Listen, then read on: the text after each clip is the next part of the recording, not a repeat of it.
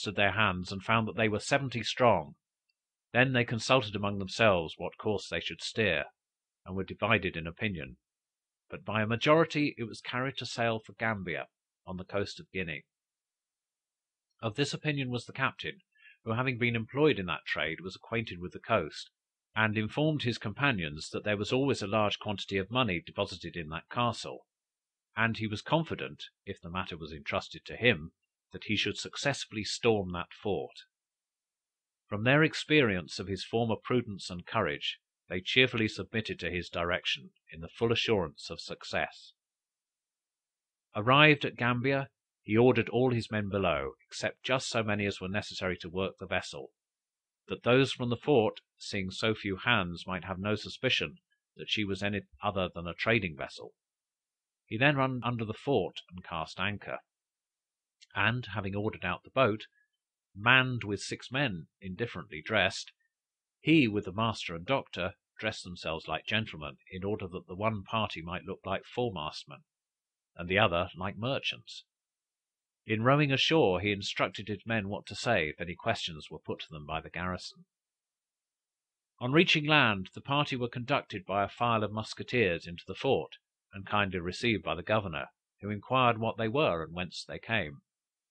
They replied that they were from Liverpool, and bound for the river Senegal, to trade for gum and elephant's teeth, but that they were chased on that coast by 2 French men of war, and narrowly escaped being taken. We were now disposed, continued Davis, to make the best of our voyage, and would willingly trade here for slaves. The governor then inquired what were the principal articles of their cargo. They replied that they were iron and plate, which were necessary articles in that place. The governor then said that he would give them slaves for all their cargo, and asked if they had any European liquor on board. They answered that they had a little for their own use, but he should have a hamper of it. He then treated them with the greatest civility, and desired them all to dine with him. Davis answered that as he was commander of the vessel, it would be necessary for him to go down to see if she were properly moored, and to give some other directions, but that these gentlemen might stay, and he would return before dinner, and bring the hamper with him. While in the fort, his eyes were keenly employed to discover the position of the arms, and how the fort might most successfully be surprised. He discovered that there was a sentry standing near a guardhouse, in which there were a quantity of arms heaped up in a corner, and that a considerable number of small arms were in the governor's hall. When he went on board, he ordered some hands on board a sloop lying at anchor, lest, hearing any bustle, they should come to the aid of the castle. Then, desiring his men to avoid too much liquor, and to be ready when he should hoist the flag from the walls to come to his assistance, he proceeded to the castle. Having taken these precautions, and formed these arrangements, he ordered every man who was to accompany him to arm himself with 2 pairs of pistols, which he himself also did, concealed under their clothes. He then directed them to go to the guard room, and fall into conversation, and immediately upon his firing a pistol out of the governor's window, to shut the men up and secure the arms in the guard room. When Davis arrived, dinner not being ready, the governor proposed that they should pass the time in making a bowl of punch. Davis's boatswain, attending him, had an opportunity of visiting all parts of the house and observing their strength. He whispered his intelligence to his master, who, being surrounded by his own friends, and seeing the governor unattended by any of his retinue, presented a pistol to the breast of the latter, informing him that he was a dead man unless he should surrender the fort and all its riches. The governor, thus taken by surprise, was compelled to submit, for Davis took down all the pistols that hung in the hall and loaded them. He then fired his pistol out of the window. His men flew like lions, presenting their pistols to the soldiers, and while some carried out the arms, the rest secured the military, and shut them all up in the guardhouse, placing a guard on the door. Then one of them struck the Union flag on top of the castle, which the men from the vessel perceiving, rushed to the combat, and in an instant were in possession of the castle, without tumult or bloodshed.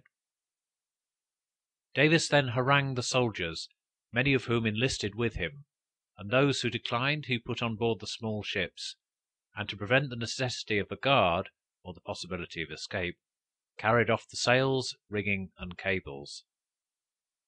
That day being spent in feasting and rejoicing, the castle saluting the ship, and the ship the castle, on the day following they proceeded to examine the contents of their prize. They, however, were greatly disappointed in their expectations, a large sum of money having been sent off a few days before. But they found money to the amount of about £2,000 in gold, and many valuable articles of different kinds. They carried on board their vessel whatever they deemed useful, gave several articles to the captain and crew of the small vessel, and allowed them to depart, while they dismounted the guns and demolished the fortifications. After doing all the mischief that their vicious minds could possibly devise, they weighed anchor, but in the meantime, perceiving a small sail bearing towards them with all possible speed, they hastened to prepare for her reception, and made towards her. Upon her near approach, they discovered that she was a French pirate of 14 guns and 64 men, and one half French, the other half negroes.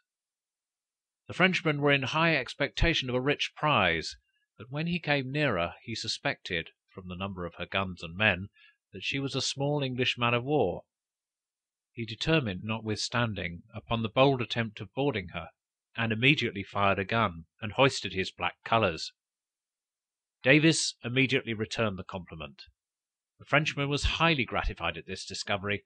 Both hoisted out their boats, and congratulated each other. Mutual civilities and good offices passed, and the French captain proposed to Davis to sail down the coast with him, in order to look out for a better ship, assuring him that the very first that could be captured should be his, as he was always willing to encourage an industrious brother.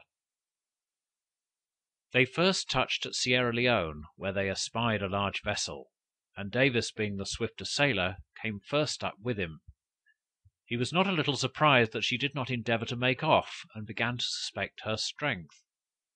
When he came back alongside her, she fired a whole broadside, and hoisted black colors. Davis did the same, and fired a gun to leeward. The satisfaction of these brothers in iniquity was mutual, at having thus acquired so much additional strength and ability to undertake more formidable adventures. 2 days were devoted to mirth and song, and upon the third, Davis and Coquelin, the captain of the new Confederate, agreed to go in the French pirate ship to attack the fort. When they approached, the men in the fort, apprehensive of their character and intentions, fired all the guns upon them at once. The ship returned the fire, and afforded employment until the 2 other ships arrived, when the men in the fort, seeing such a number on board, lost courage, and abandoned the fort to the mercy of the robbers. They took possession, remained there 7 weeks, and cleaned their vessels. They then called a council of war to deliberate concerning future undertakings, when it was resolved to sail down the coast in company, and for the greater regularity and grandeur, Davis was chosen commodore. That dangerous enemy, strong drink, had well nigh, however, sown the seeds of discord among these affectionate brethren. But Davis, alike prepared for council or for war, addressed them to the following purport: "Hear ye, you Coquelin and Lebois," which was the name of the French captain. "I find, by strengthening you, I have put a rod into your hands to whip myself, but I am still able to deal with you both. However, since we met in love, let us part in love, for I find that 3 of a trade can never agree long together." Upon this, the other 2 went on board of their respective ships, and steered different courses. Davis held down the coast, and reaching Cape Apollonia, he captured 3 vessels, 2 English and 1 Scottish, plundered them, and allowed them to proceed. In 5 days after, he met with a Dutchman of 30 guns and 90 men.